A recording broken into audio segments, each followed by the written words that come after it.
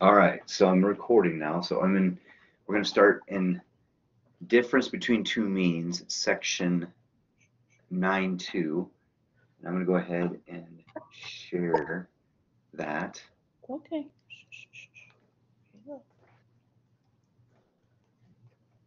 And what number did you say? 9.2? 8. Number 8. Okay. Yeah. Can you see that? Yes, got it. Okay. All right. So they give you a data table of IQ scores, right? And it actually gives you the summary statistics of the average and standard deviation of those IQ scores. And so it says, I'm just going to close that for a sec. It says, what are the null? It says, test the claim that the IQ scores for subjects with medium lead levels is higher than the mean for subjects with high lead levels. So the null is always equal, right? So we know it can't be A, we know it can't be B. So it's either C or D. So we know it's equal. And it says, you're testing a claim that it's higher. So that's going to be a one-way test, right? So it's gonna be D. Got that. And the test statistics. So now we can do a two sample Z test, or I'm sorry, T test for the difference in means. So what I'm going to do is go ahead and click on the data again. I'm going to go ahead and open this data in StatCrunch because it's forcing me to actually find the mean and standard deviation of that group first. So I can just do stat, and I can just do summary stats actually. I'll just do the summary stats of R1. Okay. So the mean is in, I don't know if you want to, I'm going to go ahead. It's 90.09 and the standard deviation is 10.18. So that's really what we need, right? We need 90.09 and 10.18. That's the kind of the numbers we need to do our analysis. Now we have the mean and standard deviation of two groups. Now we're going to compare those two, and we can do a t-test for, and I'm going to move this over here. All right. Actually, I'm going to do this. So I'm going to go ahead and do another StatCrunch so I can, oh, no, it's going to make me do that. Oh, well. I suppose I could just write it down, couldn't I? I'll just write them down. All right, I'll do it again. Stats, columns, R1. Here we go. I'll write it down. So the mean was 90.09 and 10.18. That should be enough. Hopefully that's enough. It's got a sample size of 11, just like the other one. All right.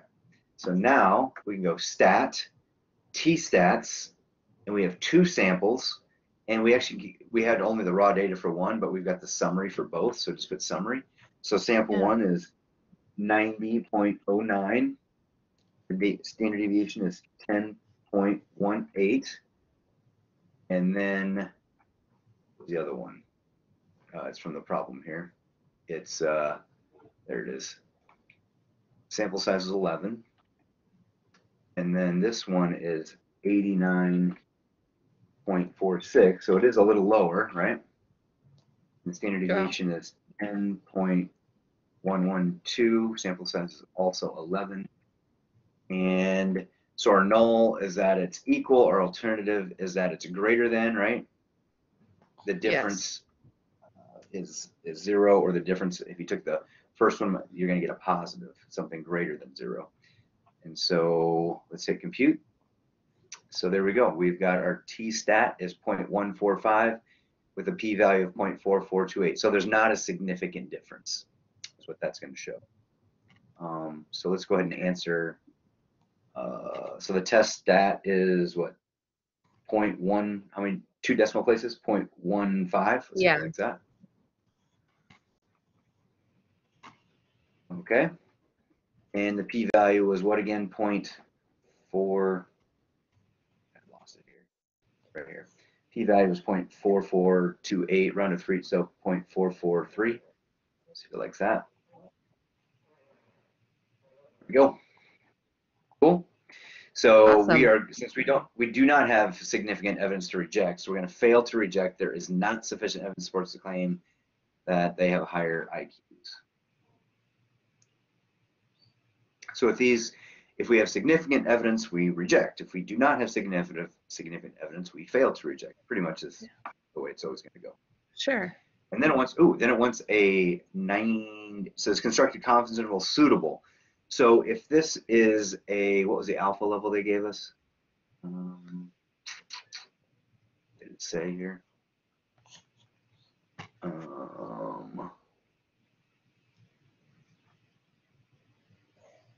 see here. Test statistic. Does it give it? I don't. Am I missing it? Are you seeing something? I'm not seeing anything. Constructed confidence interval for suitable testing the claim. Medium scores at medium levels is higher than that. So I'm guessing typically. Oh, there it is. I just need to scroll up. It's 0.05. Duh. I did it right there. Oh heck. So if it's one, I didn't see it either. Yeah, sorry. So if it's one-tailed with 0.05, the appropriate confidence interval would have 5% still in that tail. The confidence intervals are always two tails, so that would double it to make it 0.1. So it's a 90% confidence interval. So we can just go right back to what we had here. And instead of typing everything back in, did you know you can just hit options here and hit edit? I did. And we've already got, isn't that nice? Yes, it is. I didn't learn that until like a week ago. I wish I would have known sooner. It's one of those little tricks that, I mean, it's not a big deal having to type, but when you start doing this kind of stuff with 2 samples, okay, then it's worth it. Nice. Right? So now we do confidence interval, and let's go 90%. Cool. And we hit compute. So there it is. We are 90% confident the true difference in IQ scores between people with medium and high levels of lead is between negative 6.83 and positive 8.09. Obviously, 0 is in that interval. So we don't have near enough evidence to show that there's a difference. There definitely could be no difference. So what's it? How many decimal places they want that rounded to? Usually it's like 2. Rounded 2 decimal places. There we go. So negative 6.83. Negative 6.83. And the other one was what again? Should pull it up here. It was 8.09.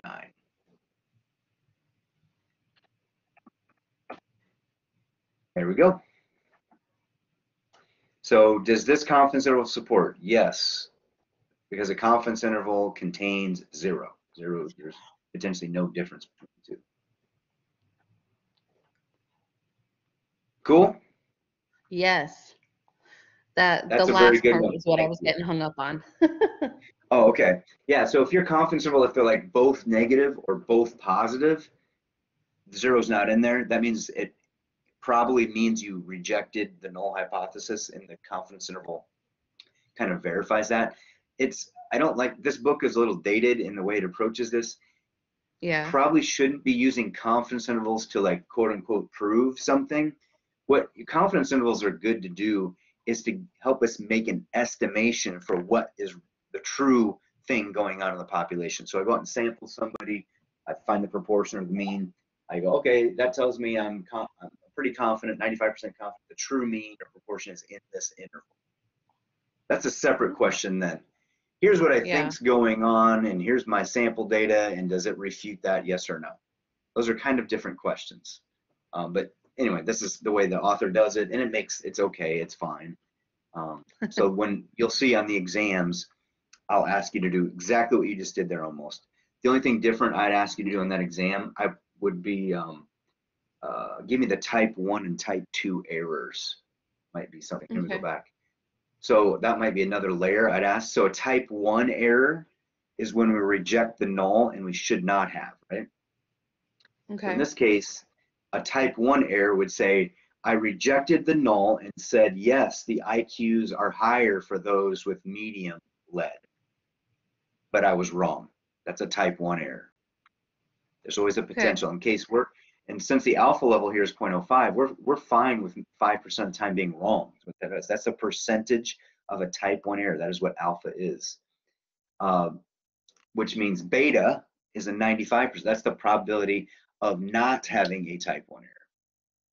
In the type 2 error. So beta is the type 2 error. In this case, a type 2 error is when you fail to reject, but you should have. So that would be, we fail to reject the null hypothesis. There is no difference between the IQs, but in reality there was. That would be a type 2 error. So on the test, I'll ask you, describe what the type 1 and type 2 errors are for the situation. Unfortunately, a lot of people say this. Type 1 error, reject the null and wrong. But what about this particular situation? You got to tell me what the context is. In this case, we're talking about IQ scores. So you got to, lead levels, you got to use that kind of verbiage in your description to get full credit. How's that? I'm gonna stop sharing here. Cool.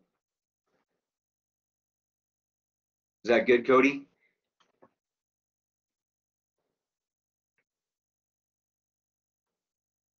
Oh, maybe getting reconnected.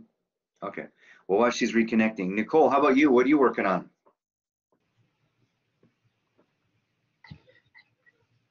I mean, I'm still struggling with a lot of this. So,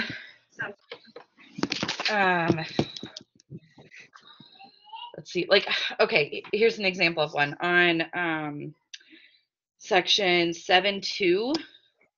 Okay. Question 3. Okay. It seemed simple to me. I was convinced I had it right.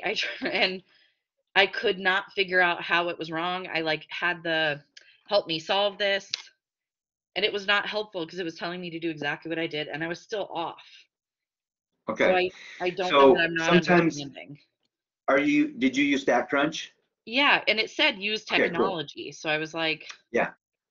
So I'm showing this. I'll show this right now. You tell me if this is what you're talking. If this looks familiar, okay? Okay. Here we go.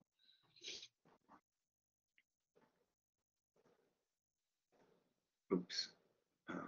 7.2 number 3, right? Does this look like what it was? 99% confidence interval for the mean? Yes, I think. Yep. So the formula is essentially you take the t multiplier, which you have to get off the t table, and then you have to take it times the standard deviation, which you have to find the standard deviation of this data, and divide it by the square root of n, which is the number of pieces of data, and then that's your margin of error, and you add and subtract that from the mean. Or we just open a StatCrunch. Right. And since we've got the raw data, we can just do it directly. We can just go stat, t-stats, one sample with data. We got everything we need, right? And mercury, and I want to do a 99% confidence and hit compute. There it is. So we can just type that in. It says 3 decimal places, so that's going to be 0.211. And what was the other one? 0.211 and 1.258. 1.258. Okay. And let's see if it likes that. Yes. Is that what you're talking about? Yes, but I think how I did it in StatCrunch, I took a really long way about getting there, which is probably where I messed up then. I think I separately used StatCrunch to like find the mean. Oh, yep, mean and standard deviation. Yep. In the standard deviation, yeah. So I bet that's how because I was getting the correct lower limit, but not the correct upper limit. And I was off by like probably just a rounding error. 0.003 or something. And I'm like, how am I off? Yep, it's just the round, because StatCrunch will carry all those digits through for all the calculations, where you probably just did it and just chopped it off at 3 or 4 decimal places, and that's probably fine. Well, with all the calculations, it did make a slight difference. It's not that big a deal. Right. That will not be a problem on the exam. Okay, I'm not going to be that picky. Okay, that does make so this sense. is just like that. It's hard because then I'm like, I was doing the help me solve this, which I feel like I've had to do that 1,000 times in the last 2 weeks, to try to get it to walk me through these, but then it gives me a new problem, and usually on the second problem I can get it because I'm like, okay, I know the exact process now. But with this one, I had to do it again, and I was still getting it wrong, and I'm like, what am I doing? Okay. So yeah, and like what I just showed you on StatCrunch, especially since the due date is tonight, just do that. Just hammer through them. And there's a video essentially on every section about how to do these in StatCrunch, but you get kind of familiar. I think by the time I get to the end of those videos, I've retained, or I've taken in so much information that I'm like, and I take rigorous notes, which takes me forever. It's like okay. I'm like not under, I guess I'm like missing what the important things are. You know, I'm having a hard time like prioritizing what the most important information to take in is. Yeah, so there should be a separate video just for StatCrunch, so you don't have to dig through those longer videos. There should be little ones interspersed in there so you can jump to those. They're like 2-minute long ones. Okay. And that should get you most of the way there. So that'll speed you up a little bit, make you a little more efficient. It's good that you're going through that and being that detail oriented, but well, like you say, you have to prioritize. So you gotta figure out what's the most important. The reason I'm doing that is because it is so difficult to understand that I'm like I'm trying really hard to understand it, but yeah, it's getting more and more challenging. I'm feeling less and less capable. I admire you for putting that effort in. Like I said, this is the most difficult stuff.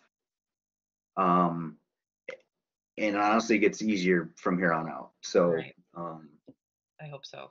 Yeah, it does. And so this is the heavy lifting. And when you get done taking your test over chapters 7 through 9, you're kind of home free at that point, because then the last few chapters are easy, and you're gonna create a project on your own, and you get to pick something you like, and you already know how to do all the methods because you've already done them all. So this is the heavy lifting right now. Okay. So I'm going to answer this one. So notice the confidence interval does not contain 0, does it? Now, it doesn't. That's only when we're comparing one mean to another. If this one says food safety is that the mercury should be below 1 part per million. Well, it looks like it's between 0.211 and positive 1.258. So we just believe the true average mercury content is somewhere in there. Could it be too much? Yes, but we don't have, both of these numbers would have to be above 1 for us to conclude for sure that something's going on here, right? So could it be below 1? Yes. So does it appear that there's too much mercury in the tuna sushi? No, because it is possible the mean is not greater than 1. Right. Also, at least one of the sample values is less than 1, so at least some of the fish are safe. So you can't rule out the whole batch, right? So this is what they have to do. They have to they take a random sample of fish, they measure the mercury content, they infer that to the population of all the fish, and then they try to make a decision. Oops, I'm incorrect.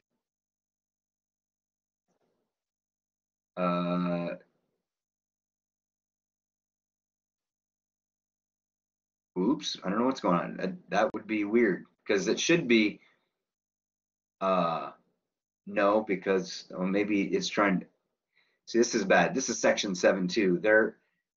This is the beginning of confidence interval stuff. They should be saying this is an inference to the population. So what can we say? Again, they're trying to do something confidence intervals probably shouldn't really be doing. You should be doing hypothesis. Would it be because it says it has to be below 1, and then it says, does it appear that there's too much mercury? Wouldn't it be yes, because it's possible that it is greater than 1? Yeah, there's at least one that exceeds 1. So this depends on what your null hypothesis is, right? Yeah. This is before hypothesis. So if we were doing a hypothesis test on this, it would be mu equals 1. That's the null, right? The alternative is that mu is less than 1, and then you would do the analysis to see if it's statistically significantly under 1. Or if you really care about over, you could say, you know what, the only time we really care is if it's over. So our null would be equal or less than essentially 1, but the equality would be that. The only time we should be able to throw the fish out is if it's statistically significantly greater than 1 as a group, which this one is not going to be. In fact, we could just do that really quick. We could do it like a hypothesis test to show that. But I think you're right. Yeah, it's that one because there's 1. Oh, we gotta go back. So let me pull that up and let's actually do that hypothesis test for fun here. right here. So options, edit. Now let's do a hypothesis test where the mean is 1 and the alternative is greater than 1. Oops, I'm trying to make that 1. There we go, 1 and greater than 1, and hit compute. And you can see it's not statistically over 1. In fact, it's under. The average is under 1, right? Mm-hmm. So that would be, they would not, if you took this batch of fish out and analyzed it, they would not throw this batch out, even though there's one fish that's over. The group is definitely under 1 as a whole. Now, I guess that's what your tolerance is. If there's one that's over, you throw out the whole thing, then then you're not going to do any more analysis. You don't need the mean then, because you're just going to say, there's one fish, we're done. But I'm Yeah, it pretty sure they seems don't like that's like really specific to this problem, because it's like a you can't risk poisoning someone type situation, right? Right. Well, But and it seems like that would it's, not always be, if it's not something related to like well, causing mercury's physical allowed, harm. right? It's just a matter of how much. Right. For instance, my dad used to work at a co-op, and they would test the moisture level of a corn, right? So they take this plunger and they grab out some corn and test it. Now, what if they found one kernel in there that was absolutely saturated? That is not a good representation of the whole thing, right? That's like taking, oh, we found one fish, I guess they're all bad. Right. That's why we take samples, and that's why larger samples are actually more representative.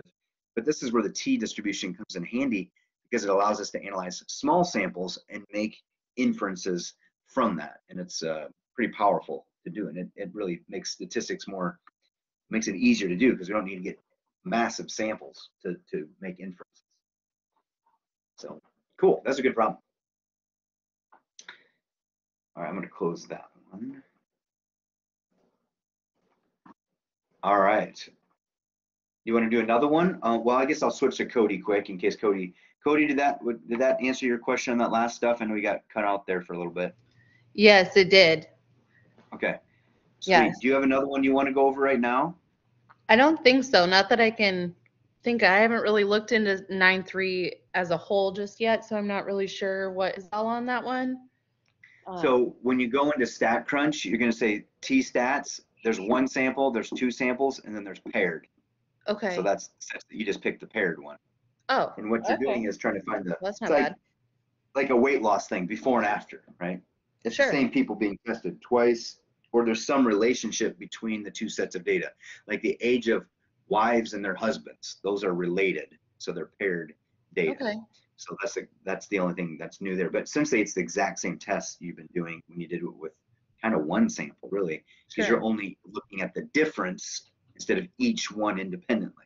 Yeah. Yeah. Okay, not bad then. No, it's not bad. That usually, if you've gone through the other ones, the last section, you kind of fly through it pretty quick. You're like, oh, okay, it's no big deal. I just find the differences. And good. Good deal. Yeah. Cool. That's awesome. So, how about Nicole? Do you have another one you'd like to go over? Can you just go over one in section 8.2? Yeah, I think that's the one we just did.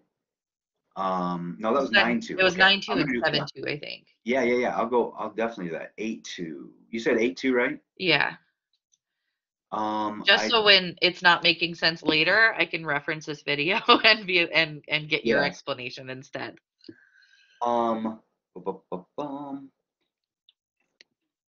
Is 8.2 is about proportions, I believe. Or sorry, I think it's actually 8.3, I think, is the one. Okay, good. Yeah, all right, because I'm like, 8.3 is here, but I'm like, yeah, 8.3. Yeah, definitely. All right, let's pick one here and let's see if it's a good one. Let's see if we can find one here. Yeah, this looks like a good one. 8.3, number 7. How's that? Sure. And let's see here. Let me share my screen again.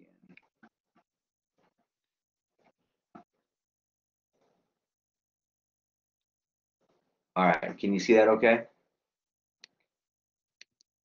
Yeah, I can zoom in to see it. All right, so this is a very typical type problem you would have here. Listed below are lead concentrations of micrograms per gram. Is that right? Micrograms per gram, measured in different traditional medicines. So use a 0.05 significance level test to claim that the mean lead concentration for all such medicines is less than 16 micrograms per gram. Micrograms of mercury per gram of medicine, I'm assuming. So assume the sample size random. Okay, great. So our null is going to be what? What do you think the null will be? Could be the equal. Very good. And what's the alternative going to be? Less than. Very good. It says right there, you just got those keywords for less than, right? So equal and less than. Very good. Awesome. Now, how do we find this test statistic? Remember how we did that kind of before with that other one with 2? StatCrunch. Yeah. No, open in StatCrunch. And what test are we doing here? Is it the T-stat? Yep. And how many samples do we have? 1 with 1. Data? And do we have the data or the summary? Data. Yeah, we have the raw data. Yeah, very good. And we just click var1, and our null hypothesis is it's equal to what, 16? Alternative is that it's going to be less than 16. And that's it, right? Compute. So our test statistic is negative 0.87. Negative 0.87. Okay. And what's the p-value? And that gives you the probability, that gives you that area, which is 0.204. Cool. And so that p-value is 20%. So the probability that we would get this sample by random chance is about 20%. But our alpha level was 0.05. So what's that mean? Over. It's higher than our p-value is higher than alpha, so we're not gonna reject, right? So the only time we reject is when the p-value, the probability of observing this result, is rare. In this case, we're defining that as less than 5%. So this isn't, I mean, it's lower, but it's not significantly lower, statistically significantly lower. So we will fail to reject the null. There is not sufficient evidence to conclude that the mean lead concentration for all such medicines is less than, right? We don't have enough evidence to say it's less than. It's less than, but it's not significantly less than. Now, for fun, here, let me go back to that. For fun, let's say we got a 0.02 for our p-value, right? Let's say we got that result. Then we would reject the null. There would be significant evidence to conclude that the mean lead concentration is less than. Then the alternative would be what we go for. Cool. Yeah, that makes sense. Yeah. So the ones I've gone over are very typical of those sections, and actually very typical of ones you would have on your exam. Your exam, I don't make you find the mean and standard deviation. I just give that to you. That step is relevant. So you have the summary stats. So you can just jump right into StatCrunch and use the summary, type them in, and you're good. And now I noticed in the announcement I put out today, I suggested that you at least have the formula sheet out and be aware of which scenario you're doing. So for instance, let's say I screwed this up. Let's say I messed this up and I got the wrong t-stat and the wrong p-value. So what I'm suggesting is, you know what, if you wrote the formula down or just told me that this is a t-stat for one mean, that would indicate to me that you problem solved the correct methodology, right? Or even wrote down the formula, not even with the numbers in it, that you wrote down the formula right off your formula sheet, and I can give you partial credit. But if let's say I screwed this up and it was like negative 1.07 and this is 0.03 something, I'd be like, I don't know what they did. So, but if I saw that work, and even if you filled the numbers in and then use StatCrunch to actually do the calculation, that's great. So you don't have to do that, but I'm just suggesting that as another layer to kind of help you understand and then help me give you partial credit if you make a mistake. The other good thing is when you're doing your hypothesis testing, let's say you get the null and alternative correct, great. You messed up the t-stat here and it was like wrong, and then which then caused a mess up in the p-value. But then based on what result you got here, you made the correct decisions. I would only count 1 point off. because you got these 2 points for the null alternative. You missed a point for the test stat, but you had the correct p-value based on that wrong answer, and then you made the right conclusion based off that. So out of 6 points, you'd still get 5. How's that sound? Yeah, that's helpful. I think that's what's hard about the homework sometimes is that well, I really appreciate like the help me solve this button and things like that. It could be difficult when you have one part wrong and it doesn't tell you which part it is. And so you're trying to figure out, do I not understand this at all? Or am I using the right method and I just typed something in wrong? That's why these are really helpful because it gives a better overall picture. Breaking down each of those parts. And the good thing is, well, at some point, like tonight, you're working. Let's say it's 11 p.m. You're still cranking on these, right? They will give you partial credit, so it isn't like all right, all wrong all the time. So, you know, is it worth redoing the whole thing for 0.2 points on one assignment? Probably not. But you know, it's up to you. Yep. Cool. This is really good, really good. And then the discussion. Some people I think this is the first time I've done the discussion on inference of means, and I'm really appreciating it because it's forcing everybody to think. We did proportions like crazy before, right? And so this is forcing everybody to think about, well, what scenarios would be an analysis of means? Well, here's a good example right here: lead concentration. We're going to look at the average amount of lead. We're not looking at the proportion of lead. We're looking at the actual amount of lead. Yeah, stuff like that. So that's not due till next Tuesday, but there's no reason you can't do it. Obviously, this week would be better.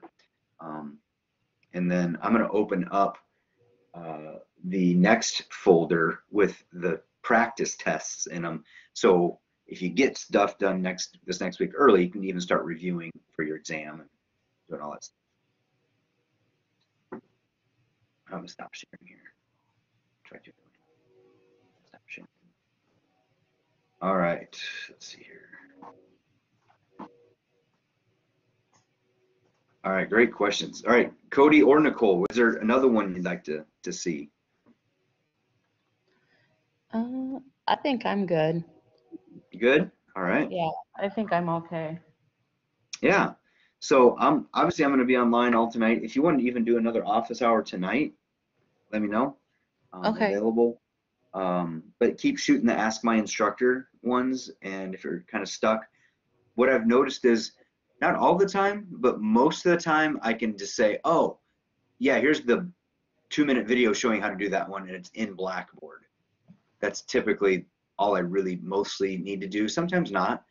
Sometimes there's just little nuanced things. But the great thing is that Ask My Instructor, if you filled out some of the answers, it shows me those.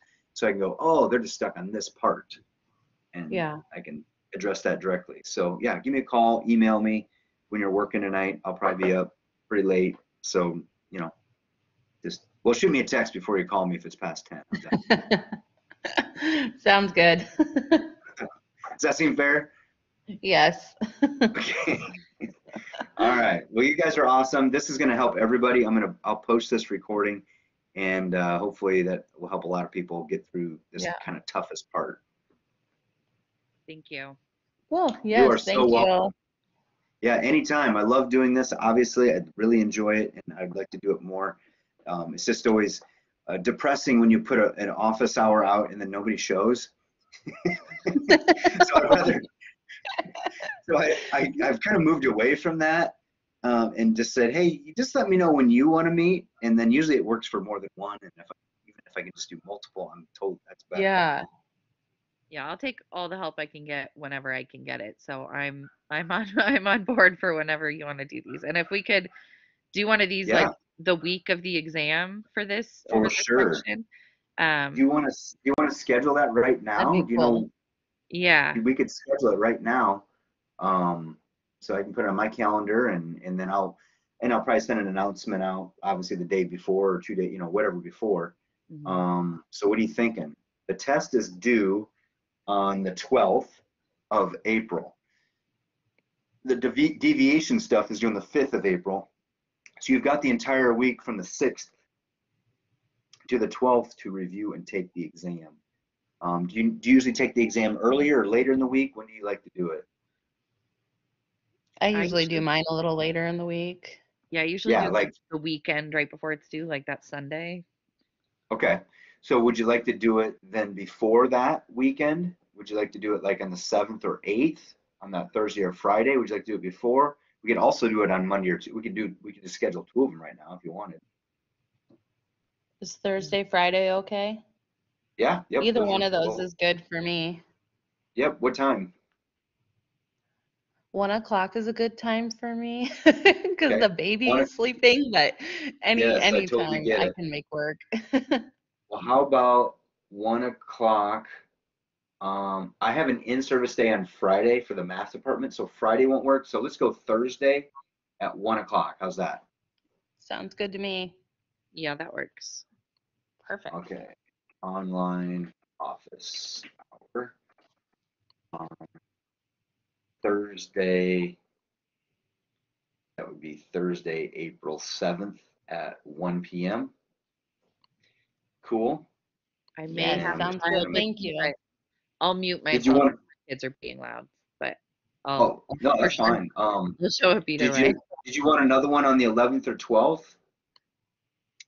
Can we see how that one goes? Well, you can see how that one goes. Yeah. Maybe, I have a feeling someone will want one on the 11th as well, because a lot of people take the test on Monday or Tuesday, and they'll just want to. Yeah, that's cool. All right, I got that one right now, and I'll probably put that announcement out next week. So it's a little closer and everybody will see it, but at least you know we'll have it then, and I know it. Okay. And will the past tests and all of that be up by that point, so we can have review that? I'm gonna open them up right now, actually. Okay.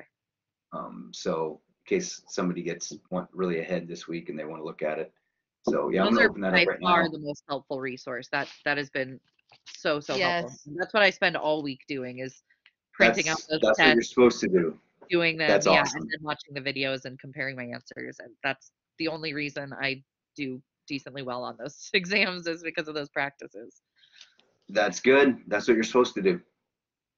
Awesome. I wish everybody would do that. I don't know why they don't, but they don't. They should. Yeah. Yes. I give you a whole week to do it too, so it's not like.